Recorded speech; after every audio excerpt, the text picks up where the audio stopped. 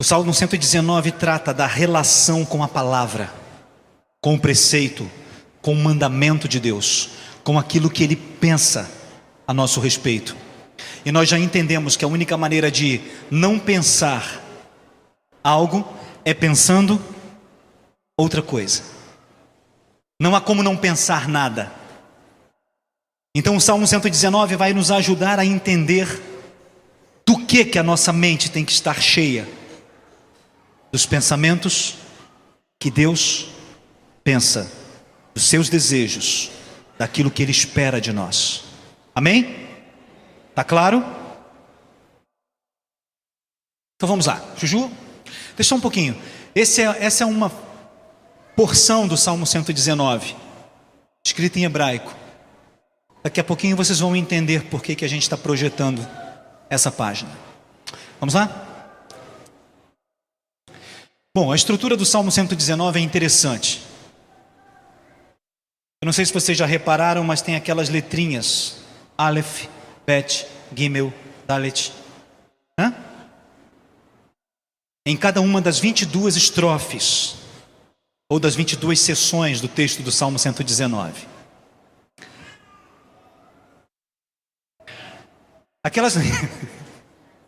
Aquelas letras não são pessoas, né? São as letras do alfabeto hebraico. Eu já vi alguns líderes dizendo: Dalet amava os preceitos de Deus. Dalet é uma letra. Gimel tinha prazer na lei. Não é bem por aí. Quando a gente era adolescente, e faz tempo,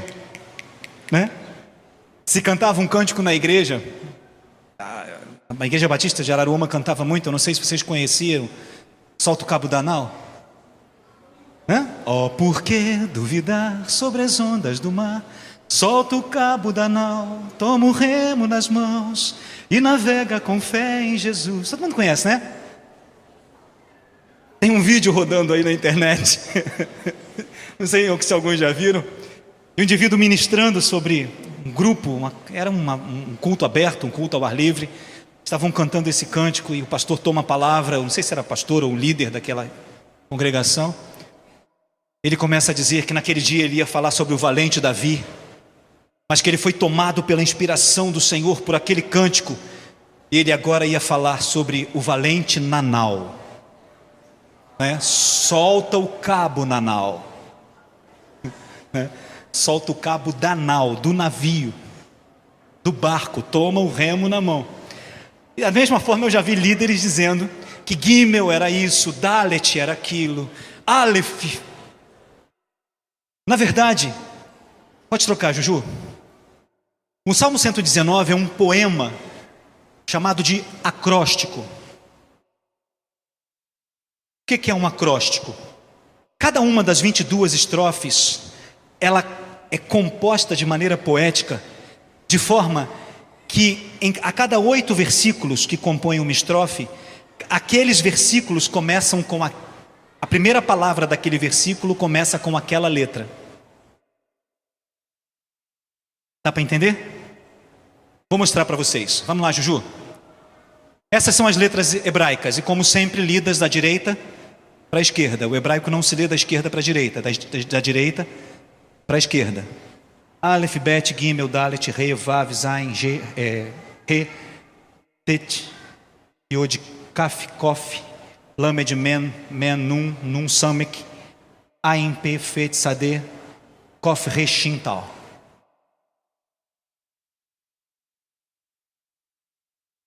Essas são as letras que compõem o alfabeto hebraico. E o Salmo 119 tem essa estrutura. Vamos lá, Juju. Reparem, o Aleph, no primeiro verso, 1, na primeira linha, estão vendo? 2. Cada vez que tem 2 pontos, termina um verso e começa o outro. Aleph, 1, 2, 3, 4, 5, 6, 7, 8. Esse que está em vermelho é a primeira estrofe. É a estrofe chamada Aleph. Cada verso, a primeira palavra desse verso começa com a letra Aleph. Você já pensou que preciosidade isso? É poesia mesmo. O Espírito Santo foi detalhista ao revelar isso ao poeta profeta. A mesma coisa acontece com a segunda estrofe. Volta lá, Juju, qual é a segunda letra? Bet. Tá vendo? Volta lá, Juju. Olha lá, ó. Começa com Bet. 1, 2, 3, 4, 5, 6, 7, 8. Estão vendo os quadradinhos azuis? Então, cada estrofe tem 8 versos. Cada verso, a primeira palavra desse verso começa com a letra que designa ou que determina, que identifica aquela estrofe. Tá claro? Por que é importante a gente entender isso? Para a gente ver a riqueza do texto, a preciosidade da revelação escrita de Deus, como ela de fato foi pensada no coração de Deus, para nos envolver, para nos alimentar, para nos encorajar. Aí você vai ver na sua Bíblia as divisões: Aleph, Bet, Gimel, Dalet. Você vai observar que cada divisão dessa é composta por 8 versos. E a primeira palavra de cada verso é iniciada por aquela letra do alfabeto. Ok? Tranquilo? Bom, a segunda parte do que vamos compartilhar essa noite é dar a vocês algumas chaves. Aos 22 anos eu fui impactado pela leitura do Peregrino. Você sabe como que o sanguíneo lê, né? Só os pedaços, né? Sanguíneo é bicho muito cara de pau, né? O sanguíneo pegar um livro, ler de ponta a ponta, de capa a capa, ele vai futucar no meio, ele vai ler lá no meio, ele vai ler uns pedaços, aí ele vai achar interessante o capítulo anterior, ele vai começar a ler o capítulo anterior, aí ele vai querer saber o que aconteceu rapidinho com aquilo ali, porque ele não vai aguentar os 8 capítulos para saber o que aconteceu lá na frente. É terrível, né? Ainda mais com 22 anos. E tem uma passagem do Peregrino que me chamou muito a atenção, que é quando ele está preso no cárcere da dúvida. Eu não sei se a versão é essa, porque eu li em espanhol, né? E depois ele descobre que há uma chave que o tira de lá, e que no espanhol é a chave da certeza, ou a chave da convicção. É isso mesmo? Chave da promessa. Então o que abre a porta do cárcere da dúvida é a chave da promessa. Eu gostaria de dar a você algumas chaves para que a gente pudesse começar a abrir o texto.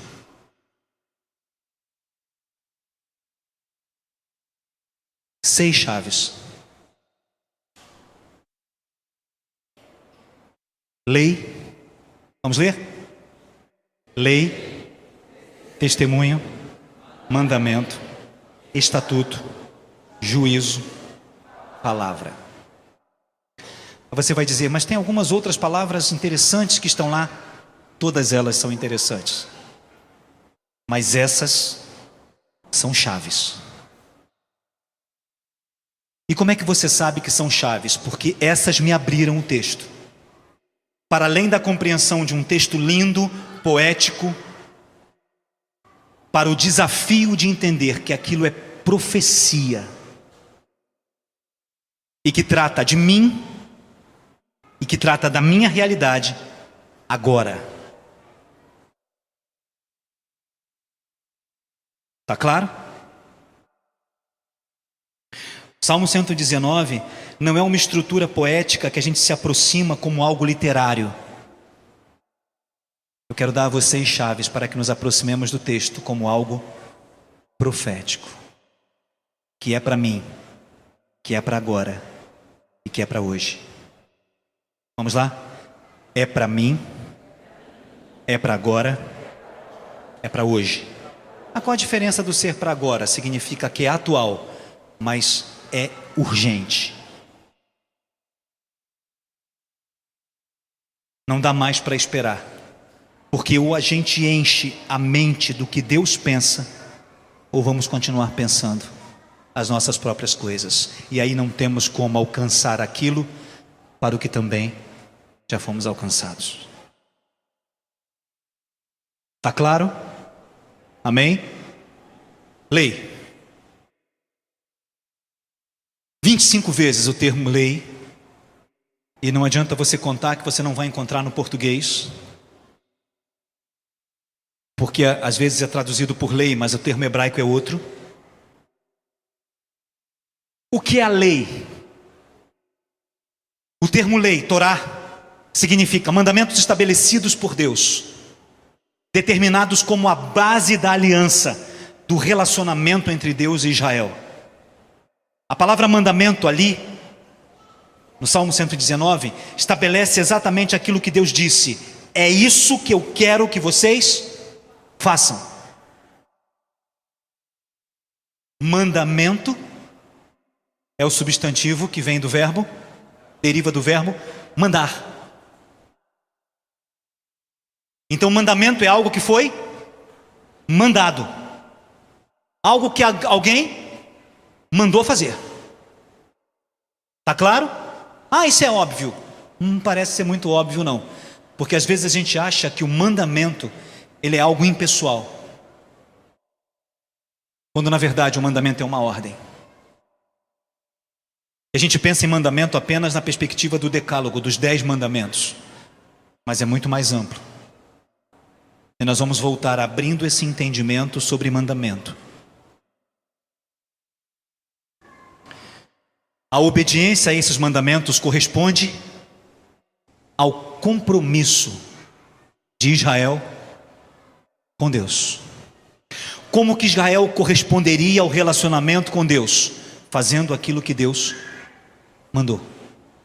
Tá claro? Não tinha meio termo. Se atentamente ouvirdes a minha voz e guardardes todos os meus mandamentos, Gênesis 19:5, então sereis minha propriedade peculiar. Eu serei seu Deus e vocês serão o meu povo. Se cumprirdes os mandamentos, se entender que o que eu mandei é para fazer. Aí você vai pensar assim, mas nós estamos falando de velha aliança, de nova aliança, Esqueça isso. Lembre-se que para se relacionar com Israel, Deus ordenou coisas e disse: o relacionamento de vocês e o compromisso de vocês comigo é percebido pela obediência ao que vocês cumprem do que eu mandei vocês fazerem. Tá claro isso? Não há compromisso sem obediência.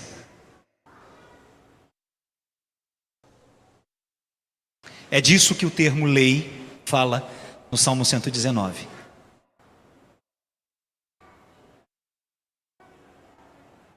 Não é de uma coisa solta, é de algo palpável, prático, e precisa ser vivido.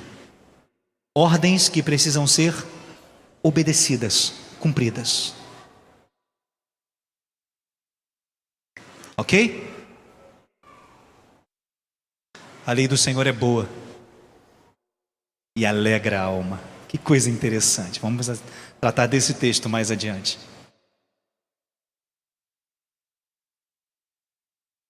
A lei do Senhor é perfeita, é plena, é completa.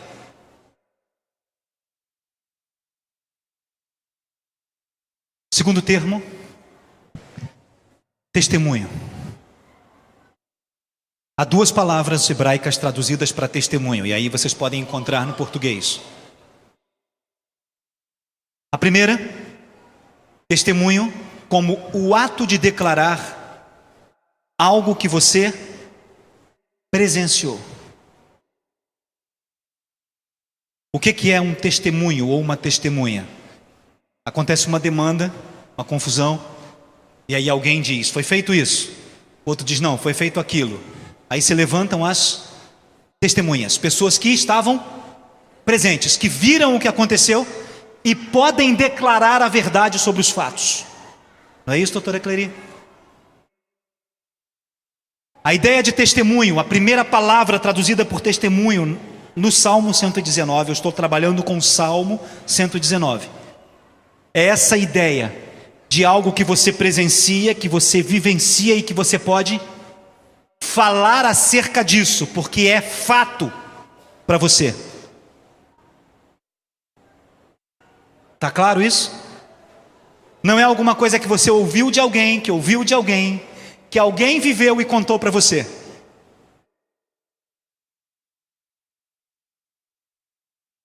Quando a gente fala de dar um testemunho, a pessoa vem dizer a experiência que ela viveu, aquilo que aconteceu com ela, ou que ela presenciou.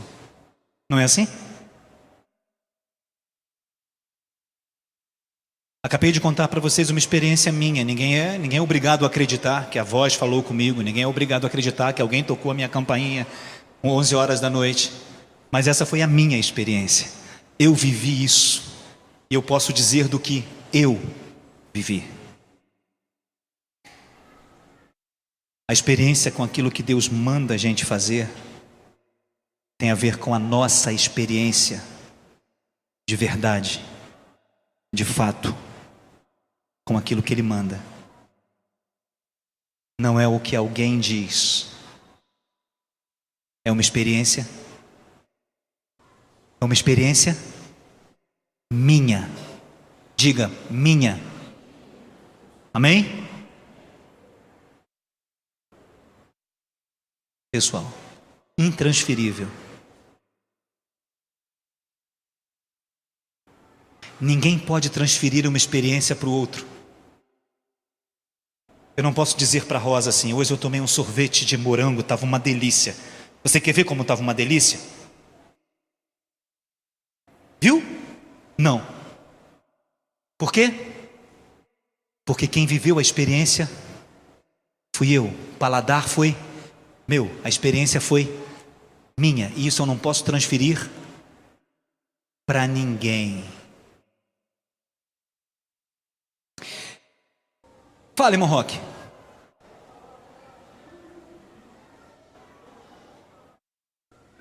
Isso. Exatamente. Uma pessoa que testemunha, ela viu e ouviu o fato. Ela não apenas presenciou, mas ela viu e ouviu. Muitas vezes, muitas testemunhas são imbuídas dessas duas realidades. Ela tanto pode constatar o que aconteceu, como pode relatar o que foi dito. Por uma experiência pessoal.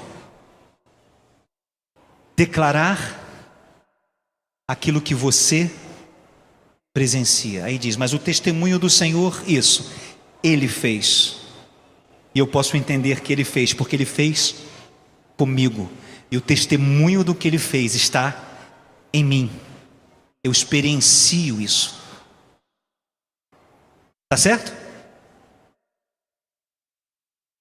A segunda palavra vem da ideia de preceito, de advertência. Gosto demais dessa expressão. Orientação específica, que recomenda o que deve ser feito, como se deve praticar. A palavra testemunho, traduzida no Salmo 119, em alguns lugares, dá a ideia de Deus dizendo, é assim que você precisa fazer. Não há outra forma de fazer, senão desse jeito. É específico, é pontual, adverte e instrui como precisa ser feito.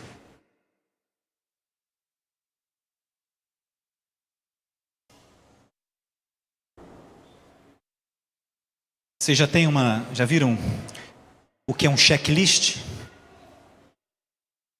Checklist às vezes diz respeito a uma série de procedimentos que têm que ser tomados antes de uma determinada coisa. Por exemplo, pilotos de avião, quando vão decolar, eles são obrigados a fazer um checklist de decolagem. Quando eles estão próximos ao pouso, eles são obrigados a fazer um checklist de pouso. Os que são pilotos em aviação comercial. Isso tudo é gravado, registrado nos gravadores do avião. E eles são cobrados se o checklist não for feito. Mas eles fazem aquilo em todas as decolagens? Sim. Eles fazem em todos os pousos? Sim. Mas há um parâmetro de coisas que precisam ser feitas numa ordem definida.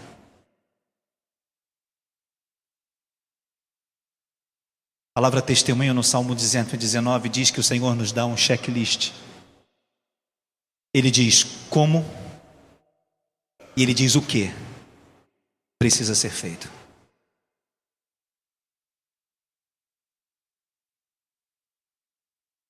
Não porque é mais específico.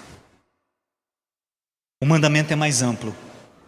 Ele diz, faça. No testemunho, ele diz, faça assim. Nesse tempo. O grau de especificidade, o grau de especificação, o grau... Como é que eu vou explicar isso? De pontualidade é maior. Não é algo apenas faça, é faça e faça desse jeito. Entendeu? Tá claro? Terceira palavra, ou terceira chave. Mandamento. Também existem duas palavras para mandamento: lei, testemunho, mandamento. A instrução. Essa aí é fantástica. No hebraico, significa a ideia de que Deus manda fazer alguma coisa e Ele se preocupa. Ele presta atenção com a maneira como Ele deseja que as coisas sejam feitas. Então Ele diz o que tem que ser feito, Ele diz como que tem que ser feito, e Ele diz, eu quero que seja feito assim, porque eu vou estar de olho. Além de específico, Ele interage com aquilo que Ele quer que a gente faça. A lei não é solta. Por isso na nova aliança Ele diz, está escrita nos vossos corações. O mandamento do Senhor é puro.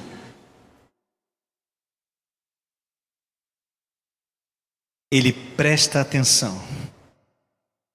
Ele está de olho para ver se o que Ele mandou e como Ele mandou está sendo feito como Ele quer que seja feito. Ou a gente enche a nossa cabeça disso, ou a gente não tem saída. A outra palavra traduzida é por mandamento, dá a ideia de ordenança. Dos decretos que compõem o conjunto de seus ensinos e de suas instruções. Aí volta uma coisa mais ampla. É cada uma e todas as coisas que Ele mandou. Mandamento não é só o todo, é cada uma delas. Quando Jesus trabalha isso no Novo Testamento, Ele faz uma coisa extraordinária. Ele diz que a lei e os profetas, Ele diz que os mandamentos e a profecia do Antigo Testamento está inserida em dois mandamentos. Quais? Amarás ao Senhor teu Deus com toda a tua alma, com todo o teu entendimento e com todas as tuas forças. E o segundo semelhante a este é: amarás ao teu próximo como a ti mesmo. Ele diz, nisso se resume a lei e os profetas. Ele diz, esta é a velha aliança. Mas há uma nova aliança. Então ele diz, um novo mandamento vos dou: que vos ameis uns aos outros, assim como eu vos amei. Dá para entender?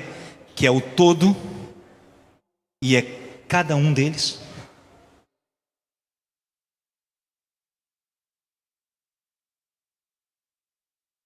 A ideia de mandamento tanto geral quanto específico.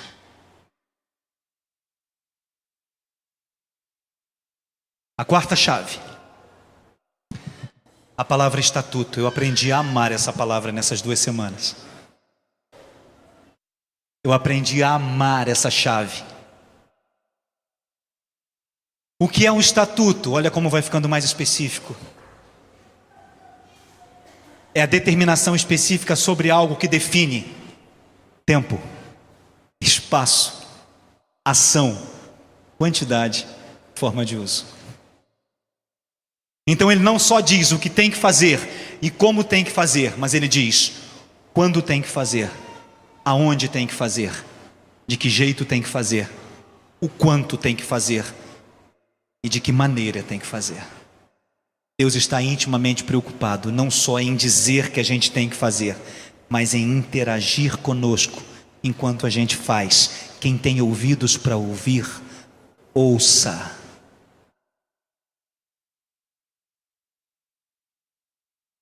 Ele não está interessado apenas em mandar que a gente faça. Ele quer interagir conosco enquanto a gente faz. Ele quer dizer como. Ele quer dizer onde. Ele quer dizer de que jeito. Ele quer participar enquanto fazemos. Está claro isso? Para mim isso tem tudo a ver com a obra do Espírito revelada em 1 de João capítulo 2, verso 26. O Espírito nos ensina todas as coisas. O tempo, o espaço, a ação, a quantidade e a forma de uso. Então onde você tirou essas ideias? Essas são as ideias que são trazidas no termo, na origem do termo hebraico, nos desdobramentos desses usos. Isso não é uma ideia minha. Isso está ligado à etimologia do termo, ao que o termo significa, na sua origem e como ele é usado. Estatuto também dá a ideia de decreto, o que torna conhecido a vontade de Deus e que regulamenta os procedimentos daquilo que Ele quer. Uma ideia complementa a outra. Vocês estão comigo? Tranquilo? Está de boa? Comumente os pastores dizem amém, né? Mas está de boa, comunica, né? Vocês estão comigo? Está difícil de entender? Não, né? Está trocadinho em miúdos? Está difícil de entender? Não? Está trocadinho em miúdos? Se a gente não perceber e não se apropriar disso, a gente jogou tempo fora. Vamos lá, Tuju. A quinta chave. Juízos. Os juízos do Senhor. O que são os seus juízos? É aquilo que Deus decreta formalmente, que inclui a exposição do ato, do crime, do processo, do julgamento e da punição.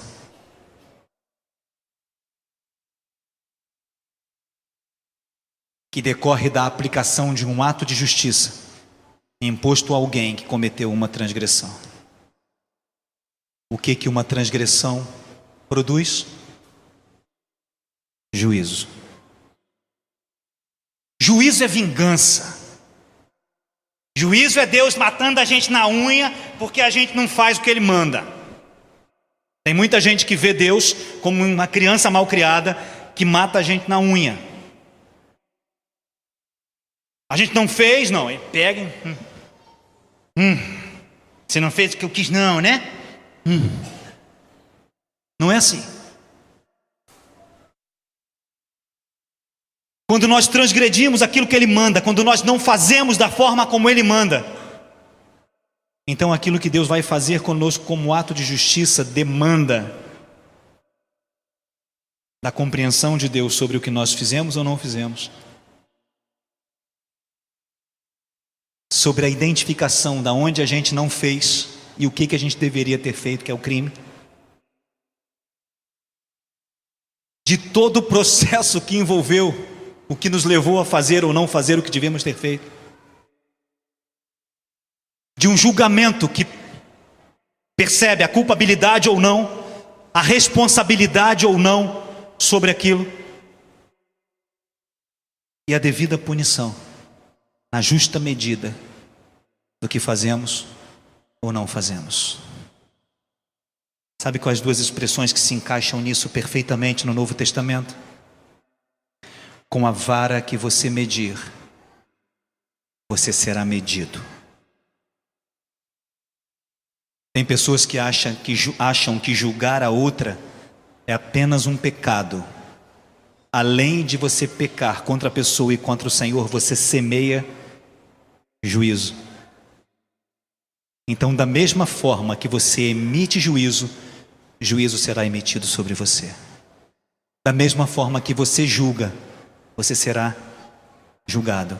E a outra coisa que se encaixa perfeitamente nisso foi o que tratamos semana passada: semeadura e colheita.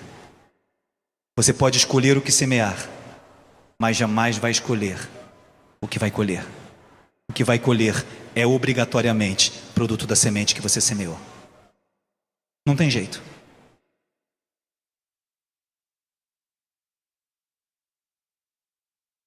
Quando você lê Juízos no Salmo 119, saiba que o termo que você está lendo significa isso: que Deus conhece a nossa limitação, que Ele conhece a nossa fraqueza, que Ele sabe onde a gente erra, que Ele nos imputa a culpa e Ele diz: realmente você é culpado. E que Ele diz: agora você vai colher isso. E que isso é feito com justiça. Mas graças a Deus, também é feito com misericórdia. E quando Deus fala de misericórdia, Ele chama para Ele toda a responsabilidade. Terei misericórdia de quem eu quiser ter misericórdia. E farei justiça de acordo com os meus juízos, de acordo com os meus julgamentos, de acordo com aquilo que eu entendo. É uma coisa impressionante no meio evangélico como a gente tem preocupação de como Deus vê aquilo que os outros fazem. Nós temos uma preocupação absurda de ficar pensando por que os outros fazem, quando nós devíamos pensar no que nós fazemos. E se nós pensássemos no que nós fazemos ou não fazemos, perderíamos menos tempo pensando no que os outros fazem ou não fazem. E, consequentemente, deixaríamos de encher a nossa cabeça de juízo.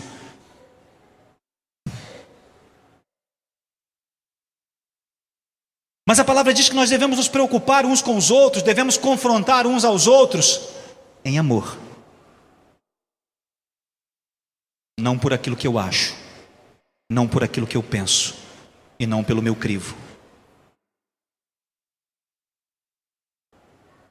Porque com a vara que eu meço, eu serei medido. E com o peso que eu julgo, eu serei julgado. Quer achar misericórdia? Seja misericordioso. No meio do Salmo 119, nós vamos abrir um texto que está prometido há algum tempo. 2 Timóteo capítulo 4. Onde fala das características dos homens nos últimos dias. E uma das coisas, é o 4, né? Que o apóstolo Paulo fala aqui a Timóteo, os homens são cruéis. Isso. Cruéis. Sem afeição natural, sem a capacidade de ter misericórdia de ninguém, sem se compadecer do outro. É impressionante como o meio evangélico produz isso no Brasil. Pessoas que empinam o nariz e acham que devem dizer para os outros o que eles têm que fazer, quando na verdade todos nós somos sujeitos ao juízo de Deus e vamos prestar conta para Ele. Precisamos alertar isso, porque ao mesmo tempo em que a igreja da nossa geração é uma igreja que empina o nariz para julgar os outros, é uma igreja que não tem a menor noção do que é o juízo de Deus, de que nós vamos de fato prestar contas de tudo que fazemos. Isso precisa ser dito e repetido, e que a única coisa que remove a ira de Deus é arrependimento genuíno. No meio desse processo nós vamos ler um livrinho chamado Crentes que Precisam de Arrependimento. A tradução é crentes que precisam de salvação. Crentes que precisam de salvação. E nós vamos ler partes de um livro chamado Arrependimento, a Primeira Palavra do Evangelho. Quando João Batista aparece pregando o Evangelho do Reino, ele diz: arrependei-vos e crede. A nossa geração é uma geração que desconhece arrependimento, conhece juízo, dizer para os outros o que eles têm que fazer, mas não reconhece o juízo de Deus sobre nós, que nos leva ao arrependimento, a capacidade de reconhecermos os nossos próprios erros, de entendermos o que Deus pensa a nosso respeito e de nos sujeitarmos a isso e lutarmos contra os nossos pecados.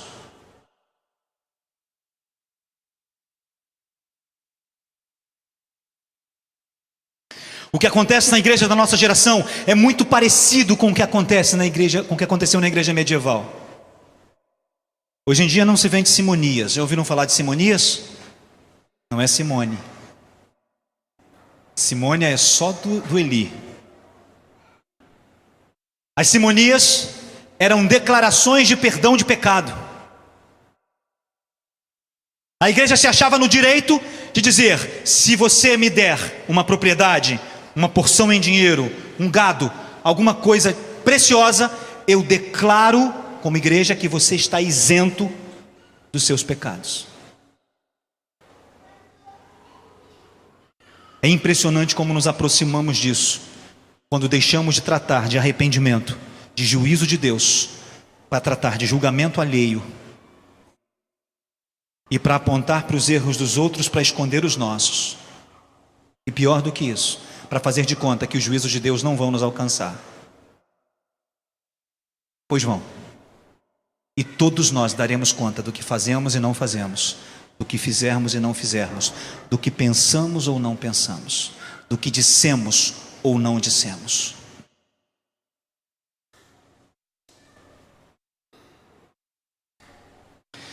Uma vez eu ouvi um pastor dizer que haverá um momento em que todos nós vamos fazer isso diante do grande trono branco. Eu gostaria que o julgamento fosse só lá.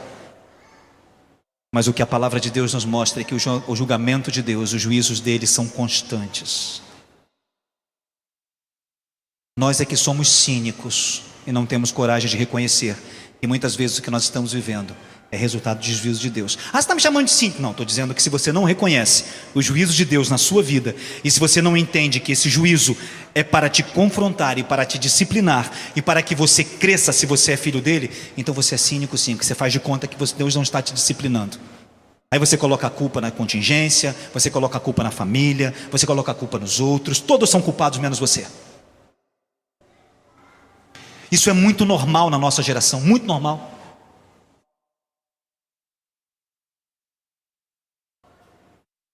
Quando pensamos nos juízos de Deus, temos que pensar que cada um de nós dará conta de si. E haverá sobre nós consequências dos nossos atos, consequências das nossas falhas, os processos que envolvem isso, o justo julgamento e os atos de justiça que serão impostos sobre nós. Às vezes não sabemos porque as coisas se apertam, é porque os juízos de Deus estão nos movendo para o arrependimento. Não sabemos porque determinadas portas se fecham, é porque os juízos de Deus estão nos chamando para o arrependimento. Porque o juízo de Deus não é para matar a gente na unha. O juízo de Deus é para nos aproximar dele. O juízo de Deus é para nos chamar para perto. O juízo de Deus é para que a gente se conserte e conserte o que tem que ser consertado. Tá claro? Estão comigo? A última chave para a gente poder ir embora, eu nem sei que horas são. Está na hora mesmo. A última chave, que é a palavra ou as palavras do Senhor. Você vai encontrar inúmeras vezes no Salmo 119 referências às palavras do Senhor ou à palavra do Senhor. O que se diz, o que é dito, o que se pronuncia ou se faz comunicar por dito ou por ação. Aquilo que se quer dizer, que expressa a manifestação do que se pensa e se estabelece num ato que o outro entende.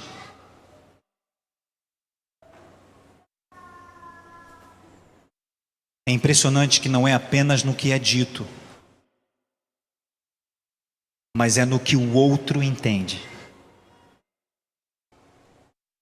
É o que Deus pensa, o que Ele nos diz e que é possível de ser compreendido, e a comunicação, a resposta àquilo que é dito, a compreensão, a interação.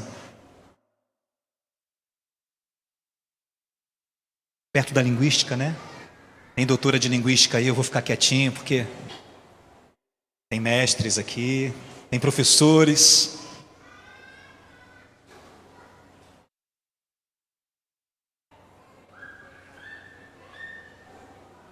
Reparem que Deus não apenas quer dizer, Ele quer que a gente compreenda o que Ele pensa. Ele quer que a gente responda a isso, interagindo com o que Ele pensa.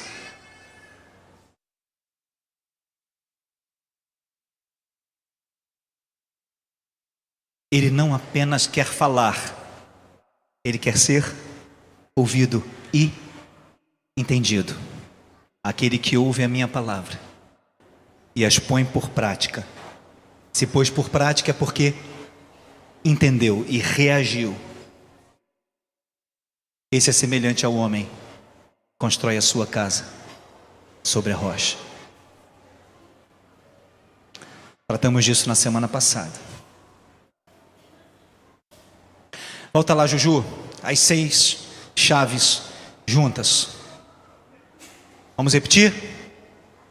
Lei, testemunho, mandamento, estatuto, juízo, palavra. Agora, quando começarmos a ler o Salmo 119 de novo, quando encontrarmos esses termos, saiba que esses termos são chaves.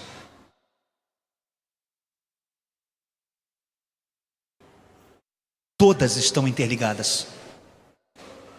Todas elas. Eu discordo.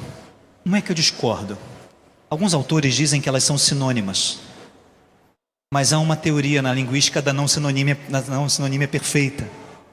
Não existem sinônimos perfeitos. Não existem sinônimos capazes de descrever exatamente o que um termo é. Se aproxima. Mas eu percebo, Lilian, que há um processo de profundidade, de aprofundamento em cada uma dessas palavras. No todo, em cada mandamento, em como cada mandamento deve ser vivido, em como ele deve ser obedecido, em quando, de que jeito, de que forma, em que lugar, em que aspecto. E isso é impressionante, porque nós estamos tratando desde o início lei como relacionamento, não apenas uma ordem seca, mas aquilo que você troca. Está falando isso com o Gustavo. A palavra de Deus, a revelação dele é total, é plena. Trata de todas as coisas. Mas ele fala conosco de forma específica sobre determinadas coisas.